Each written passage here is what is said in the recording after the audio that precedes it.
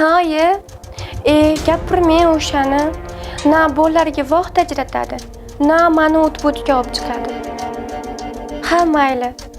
O'zingiz yaxshimisiz? Qarang, Davron aka, yangi ko'ylak oldim. Faqat shu pulini 2-3 kunda berish kerak ekan-da. Ko'rsan, hozir oilaning tayini yo'q.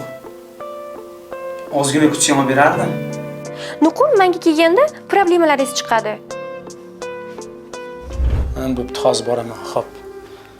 Ishga kiyadigan kiyiming ham ayolda farosat bo'lmasa ham qiyin ekanda. Bo'pti, men ketdim. Doimgidek kech kelasizmi? O'zi bizasiz uchun kimmiz? Biz uchun qachon vaqt ajratasiz? Menga qara. Qachon oxirgi marta odamga o'xshab kutib olding? Qachon kemasimdan didiyoni boshlaysan? Uylar o'risib yotibdi. Bilasanmi? Tinchlik bo'lmagan xonadon eng yomon qamoqxonada. Men seni chiroyingga qiziqib uylandim. Endi afsuslandim. O'zi onam aytgandilar, kimga uylanayotganingga e'tiborli bo'l deb. Ahmoq bo'lsa